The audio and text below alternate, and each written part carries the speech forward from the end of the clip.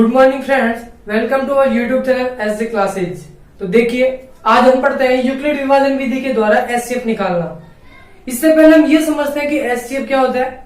जैसे कि नाम से पता चल रहा है, हिंदी में इसको बोलते हैं महत्तम समावर्तक या HCF means highest common factor. एक ऐसा गुणनखंड जो सबसे ज्यादा बार कॉमन आ रहा हो।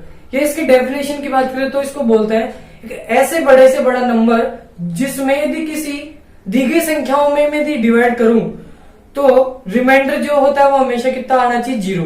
तो एक ऐसे बड़े से बड़ा नंबर आपको लेना है जिससे दी गई संख्याओं में डिवाइड करने पर शेषफल हमेशा आ जाता है हमारे पास 0। तो वो जो बड़े से बड़ा नंबर होता है तो जिससे आप डिवाइड करते हो उसको आप भाजक बोलते हो, तो वह बड़े से बड़ा नंबर आपका कहलाएगा एचसीएफ।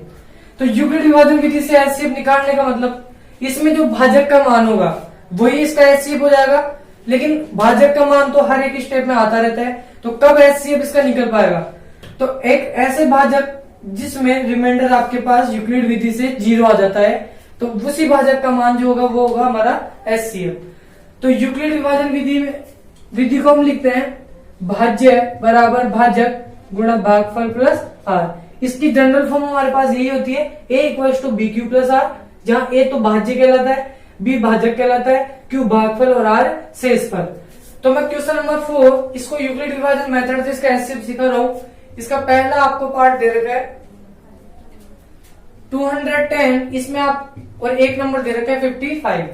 इन दोनों में से एक ऐसे बड़े से बड़ा नंबर लेना है जिससे इन दोनों में डिवाइड करूं तो हमारा रिमाइंडर कितना आ जाए, 0। तो वह नंबर इसका एचसीएफ हो जाएगा।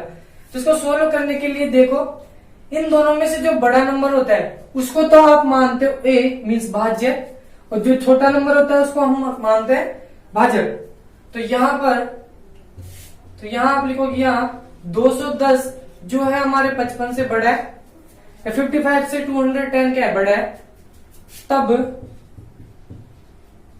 यूक्लिड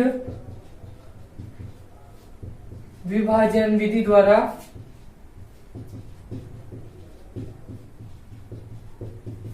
यूक्लिड विभाजन विधि के द्वारा जो बड़ा नंबर है उसको भाज्य मानते हुए और छोटा नंबर है उसको भाजक मानते हुए आपको इस विधि में इसको अरेंज करना है। तो जो बाहर भाज्य हो जाएगा वो तो हो जाएगा 210, तो a की जगह हमारे पास मान आ गया 210, b की जो वैल्यू वो है 55। अब देखिए q और r आपको अपने मन से यहां से निकाल के देना है। तो 55 का इसमें मैं डिवाइड करता हूं, a और b का मतलब यही है कि इस डिविजिबल में इस डिविजर से डिवाइड करना है। तो 210 में 55 का कितनी बार डिवाइड करूं कि रिमाइंडर जो है वो इससे छोटा आ जाए, या इसमें इसका डिवाइड इतनी बार हो कि नंबर इससे ज्यादा नहीं पहुंचे। अब देखिए 55 को यदि मैं इसमें डिवाइड करता हूं तो 3 बार डिवाइड होता है। यदि 55 का डिवाइड इसमें 4 बार करता है तो 220 आ जाता है, 220 आ जाता है, जो इससे ज्यादा है। तो 3 बार जब इसमें डिवाइड किया तो यह आ गया 165, और जो रिमाइंडर है वो हमारे पास बच गया 45। तो 55 का 3 से डिवाइड किया तो 165 प्लस रिमाइंडर हमारे पास बच गया 45। तो आपको इस मेथड को तब तक सोल्व करना है जब तक आपका रिमाइंडर 0 नहीं आ जाए। जब आपका रिमाइंडर 0 आ जाएगा तो उस वाले पद में जो भाजक का मान होगा वही उसका एचसीएफ कहला देगा। तो देखिए जब आपका रिमाइंडर 0 नहीं आया तो आपका जो डिविजर है, ये जो आपका भाजक है वो तो बन जाएगा भाज्य, और जो शेषफल है वो काम करेगा भाजक का। तो पुनः यदि अब 55 जो है वो 45 से बड़ा है, ये भाजक का जो मान है वो शेषफल से बड़ा है, तो भाजक को आप मानोगे तब a का जो मान हो जाएगा वो तो हो जाएगा 55, वह b का मान हमारे पास आ जाएगा 45। ये भाज्य हो गया 55 और भाजक हो गया 45। तो 55 को तो आप इधर लिख लोगे, यहां आपको लिखना 45। 45 को मैं कितनी बार मल्टीप्लाई करूं कि 55 से कम नंबर है, तो 45 बन जाए 45 प्लस रिमाइंडर हमारे पास बच गया 10। अभी भी रिमाइंडर हमारे पास 0 नहीं आया, तो अब आपको ये जो 45 है तो पुनः ये स्टेप आपको तब तक रिपीट करनी है जब तक रिमाइंडर 0 नहीं आ जाता। तो ये वापस बन जाएगा आपके पास डिविजिबल, और ये जो है वो यहां आ जाएगा। तो 10 का डिवाइड आपको करना है 45 में, तो 4 टाइम इसमें डिवाइड होता है, रिमाइंडर आपके पास बच गया 5। अभी भी रिमाइंडर 0 नहीं आया। अब जो 10 है वो तो आपका बन जाएगा डिविजिबल। 5 का आपको इसमें डिवाइड करना है। 5 का डिवाइड 10 में हो गया 2 टाइम्स, तो 2 टाइम्स अब इसमें डिवाइड किया तो कम्प्लीटली डिविजिबल हो चुका है। तो यहां से आपका रिमाइंडर बच गया 0। तो जब आपका रिमाइंडर 0 आ जाता है तो आपका जो क्वोशिएंट है, जो आपका जो आपका डिविजर है, वही उसका एचसीएफ हो जाएगा। तो अतः यहां इसके बाद यहां लिख देना, तो अतः भाजक इक्वल्स टू 5 जो 210,55 का एचसीएफ होगा। तो यूक्लिड विभाजन विधि के द्वारा एक्सरसाइज का क्वेश्चन नंबर लेता हूं मैं तीसरा। चौथे का तीसरा लेते हैं। इसमें एक नंबर दे रखा है 75, दूसरा आपको दे रखा है 243। तो देखिए यहां पर 243 जो है वो 75 से बड़ा है, तब जो 243 है वो तो ए का काम करेगा या भाज्य का काम करेगा, और 75 जो है वो भाजक का काम करेगा। तो इसको इस यूक्लिड विभाजन एल्गोरिथम में इसका वैल्यू पुट करते हैं, उसको सोल्व करते हैं।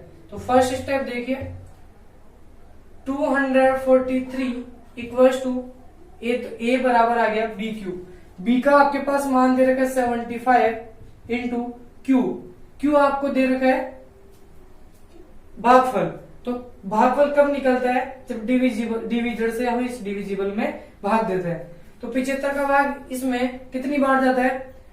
3 बार जब इसमें भाग देते हैं तो हमारे पास नंबर आता है 225। तो देखिए 75 को 3 से मल्टीप्लाई किया तो यहां आपके पास आ गया 225। अब 225 में तो तक आप इसमें पूरा डिवाइड हो चुका है।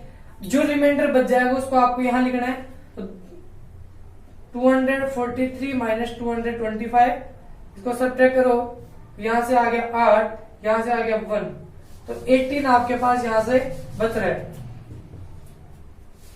अब अभी तक रिमाइंडर आपके पास 0 नहीं आया, तो सेकंड जो स्टेप है उसमें जो भाजक का मान है वो इससे ज्यादा है। तो 75 बड़ा है हमारे पास 18 से, तो यहां से आप इसको अब लिखोगे, ये तो हमारा भाज्य बन जाएगा। तो पुनः यूक्लिड विधि द्वारा या यूक्लिड विभाजन एल्गोरिथम के द्वारा आप लिखोगे इसको। 75 तो हमारा भाज्य बन गया, 18 हमारा भाजक का काम करेगा। 18 का भाग इसमें जब दोगे तो भाग हमारा 4 बार जाता है और 3 आपके पास शेषफल बच जाता है। अभी भी आपका शेषफल 0 नहीं आ रहा, तो थर्ड स्टेप में हम जाएंगे। 18 जो है यहाँ पे 3 से बड़ा है, तब 18 तो भाज्य का काम करेगा, इसमें हम डिवाइड करेंगे 3 से। 3 से 18 में 6 टाइम डिवाइड हो चुका है, 3 6 18। अब रिमाइंडर यहां आपके पास बच गया 0। तो आप यहां से कह सकते हो कि जो भाजक का मान है वही आपका एचसीएफ हो जाएगा। तो यह भाजक 6 नहीं है, 6 आपका भागफल आया था, भाजक का मान आपके पास 3 आया है।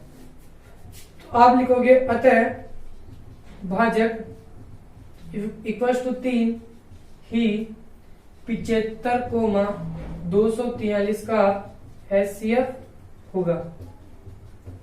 तो एचसीएफ का जो मान है वो हमारे पास निकल के आ गया 3।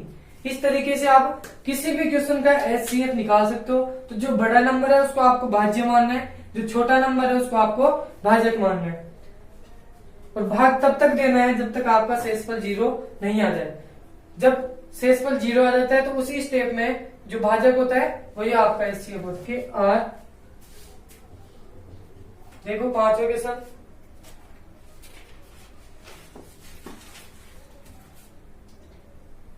यहां आपको 2 नंबर दे रखे हैं। सबसे पहले दिया है, एक तो 408 दे रखा है और दूसरा दे रखा है 1032। तो ये ऐसे बता रखा है कि इसके जो भी आपको पास एचसीएफ निकल के आएगा उस एचसीएफ को इस तरीके से व्यक्त किया जा सकता है या नहीं। तो व्यक्त किस तरीके से करना है, तो पहले हमारे को इन दोनों का एचसीएफ निकालना है। तो इसका एचसीएफ इधर मैं निकाल देता हूं। तो यूक्लिड विभाजन विधि से, तो इस विधि से हमारे को इसका क्या निकालना है, एचसीएफ। तो इसका एचसीएफ देखिए, जो बड़ा नंबर है मैंने बताया था a इक्वल टू आपको मानना है बड़े वाले नंबर को, और b आपको मानना है छोटे वाले नंबर को। तो यूक्लिड विभाजन प्रमेय आपको आप बता रखी है, a इक्वल टू होता है बी क्यू प्लस आर। तो a आपके पास यहां दे रखा है, तो 1032 इक्वल टू हो गया 408। 408 का इसमें जब डिवाइड करते हैं तो 2 टाइम्स ही डिवाइड हो पाता है। अब देखिए इसका इसमें डिवाइड किया तो यहां आपके पास आ गया 816, 816 और इसमें 32 को ऐड करेंगे तो ये आपके पास निकल के आ गया 216। अब यहां पे 408 जो है वो वापस इससे बड़ा है, तो पुनः 408 तो आपका भाज्य बन जाएगा और 216 जो है वो आपका भाजक हो जाएगा। तो इसका भाग जब इसमें करता है तो केवल एक ही टाइम डिवाइड होता है, प्लस रिमाइंडर आपके पास बच जाएगा 192।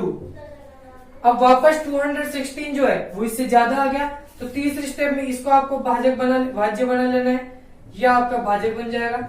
इसका भाग इसमें देंगे तो केवल एक ही बार भाग जाएगा, और जो शेषफल है वो आपके पास हो गया 24।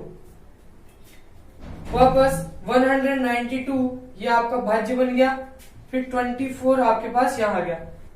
इसका मान यहाँ भी 0 नहीं आया तो इसको आपको भाजक बना लेना है, और यह आपके पास बन जाएगा भाज्य। 24 का भाग 192 में जाएगा 8 बार, और आपके पास शेषफल यहाँ बच गया 0। जिस पद में शेषफल 0 आ जाता है तो उसी के भाजक का मान आपका एचसीएफ हो जाता है। तो यहाँ लिख सकते हो, अतः एचसीएफ जो हमारे पास निकल के आ गया वो आ गया 24। तो अब ये प्रश्न में आपको ऐसा कह रहा है कि इस क्वेश्चन का जो एचसीएफ है उसको आपको इस तरीके से व्यक्त करना है। तो देखिए इसी क्वेश्चन में जब एचसीएफ सामान्य तरीके से निकाला तो आगे 24 या 24, और क्वेश्चन के हिसाब से एचसीएफ इस तरीके से आपको दे रखे हैं। तो हम कह सकते हैं कि एक ही क्वेश्चन है और उसका एचसीएफ जो होगा वो अलग अलग तो आ नहीं सकता, तो दोनों एचसीएफ आपके क्या होंगे, बराबर होंगे। और बराबर हो या जैसा भी हो तो वहां से आपको प्राप्त करना है एक्स का मान। तो एचसीएफ का मान हो गया हमारे पास 24, और क्वेश्चन के हिसाब से जो एचसीएफ है वो ये दे रखा है। तो एचसीएफ एक ही क्वेश्चन में अलग अलग तो आएंगे नहीं, तो दोनों एचसीएफ आपस में इक्वल हो जाएंगे। तो इससे हमारे को एक्स की वैल्यू प्राप्त करनी है। तो देखिए ये तो हमारे पास वेरिएबल वाला टर्म है, इसको तो आपको इधर ही रखना है। इन दोनों को मल्टीप्लाई करो, 5 8 जा 40, 0 4, 5 8 जा 40, 0 आ गया 4, 5 4 जा 20। इसके बाद देखिए इक्वल्स टू आ गया 24, यहां आ गया 1032। अब जो ये कांस्टेंट टर्म है उसको तो आप एक तरफ ले लो और वेरिएबल वाले को एक तरफ, तो ये आपके पास इधर चला जाएगा। तो ये 2040 इधर बन गया, 1032x इक्वल्स टू ये दोनों मिलके बन गए 2064।